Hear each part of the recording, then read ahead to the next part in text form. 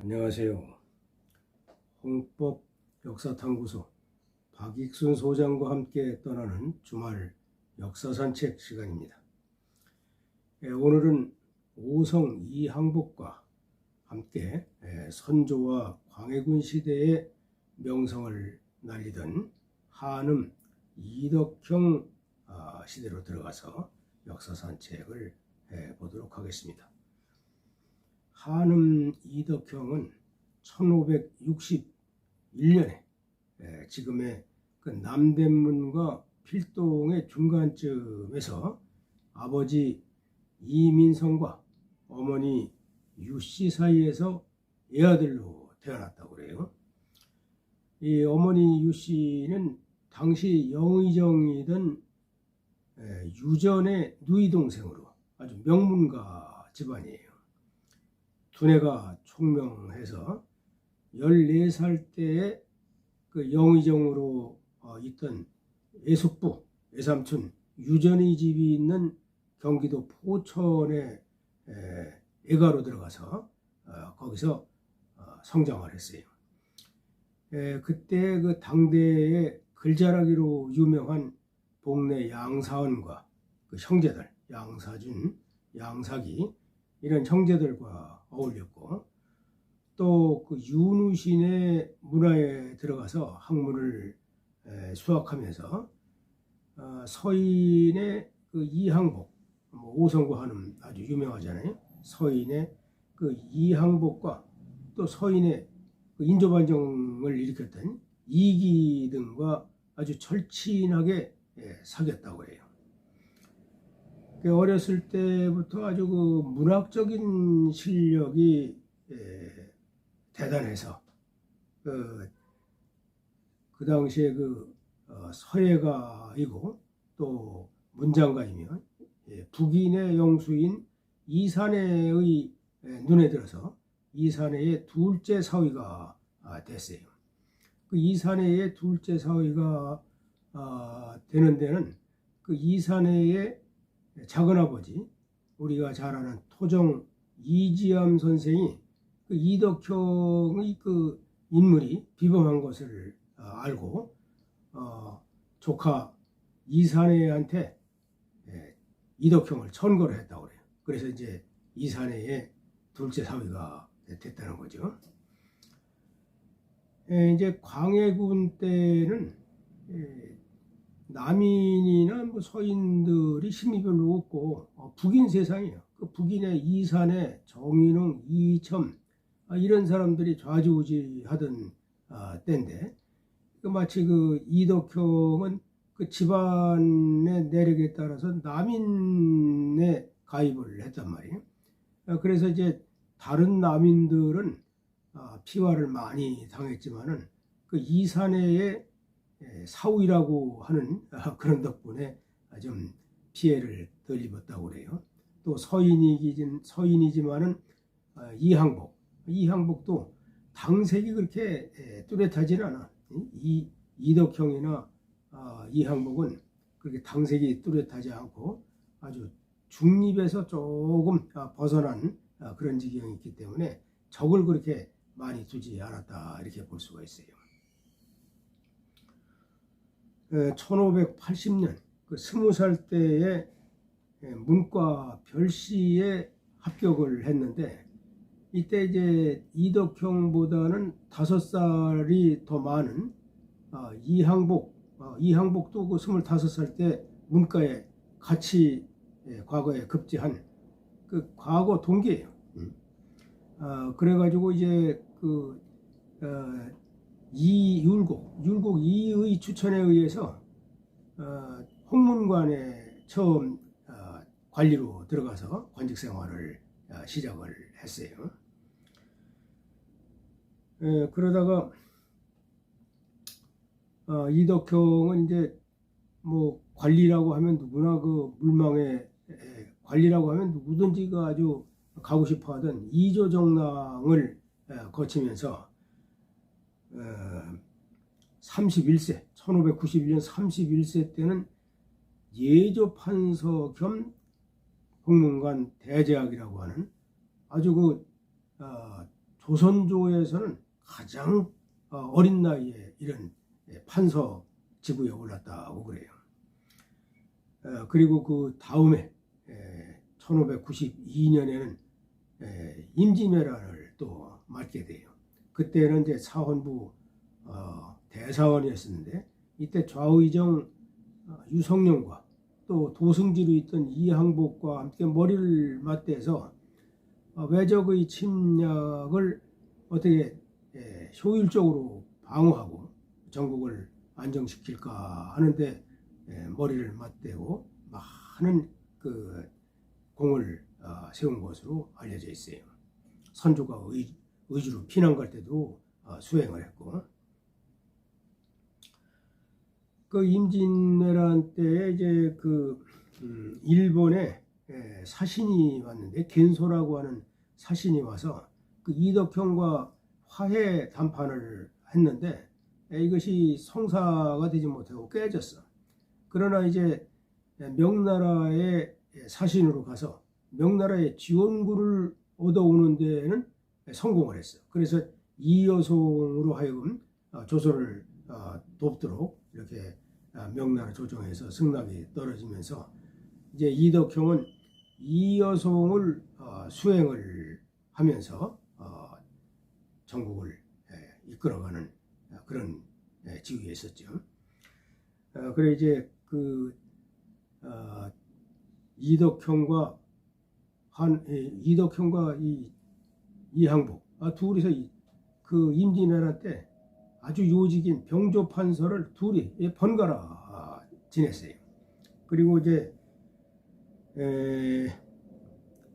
임진왜란 또 정유재란이 다 끝날 때쯤에는 이제 그 공을 인정받아가지고 의정부 우의정까지 올라갔지만은 그 이덕형의 부인은 임진왜란 중에 왜군의 포로로 잡혀 있다가 그 정절을 지키느라고 왜군 앞에서 그 자결을 했다고 해요. 참 가족적으로는 슬픈 얘기죠. 그리고 이제 그 드디어 이제 1599년에는 정유재란이 끝나고 1599년에는 좌의정에 올랐는데, 이때 그 명나라 군사에 투항을 해온 명나라 군대, 명나라 장군한테 투항을 해온 왜군이 있었는데, 이 독약을 만드는데 아주 특기가 있었다고 그래요. 그래 이제 이 이덕형이 이 독약을 만드는 사람을 깨어내 가지고 우리나라에도 좀 그 독약을 만드는 기법을 익히기 위해서 회유를 했는데, 이 사람들이 이제 황해도 평산 지역에 가가지고는 탈출을 한 거예요. 그러니까 이걸 그대로 내버려둬서는 안 되니까 이덕형이 이괄 장군한테 명을 해가지고 그 투항한 왜병을 사로잡아가지고 추적해가지고 사로잡아가지고 아주 죽여버렸어요. 이 소식이 이제 명나라에 또 알려지니까 이 투항한 왜군을 명나라에서도 상당히 중요시했는데, 이 사람들을 죽였다 해가지고 그 애교 관계가 한때 꼬였었어. 그러나 역시 이제 이덕형이 애교적인 측면에서 특단의 그 기지를 발휘해가지고 양국 간에 더 꼬이는 일은 없어졌다고 그래요.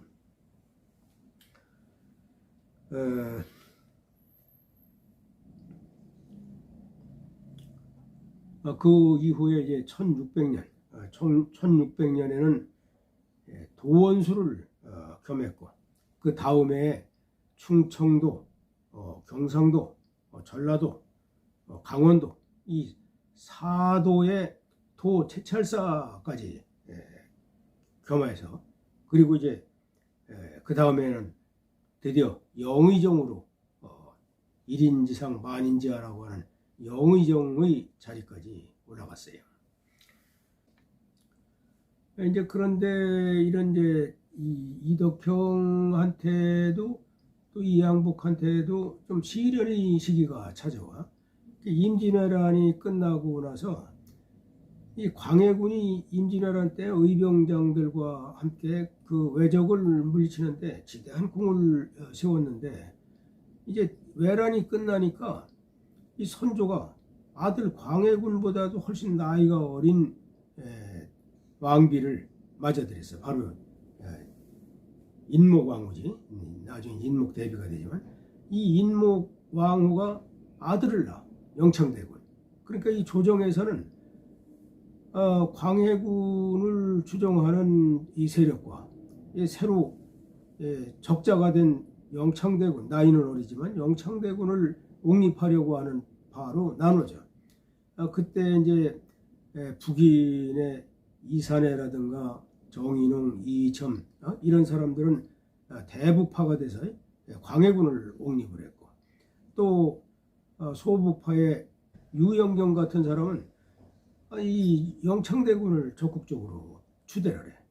근데 이 선조가 조금 오래 살았으면은 아마 그 나라의 운명이 달라졌을 거예요. 근데 선조가 바로 의문의 사망을 하게 되니까 영창대군을 옹립하려고 하던 그 유영경 일파, 소북파들이 완전히 귀양을 가면서 권력의 핵심부에서 사라지고 이제 대북파 세상이 됐던 거예요.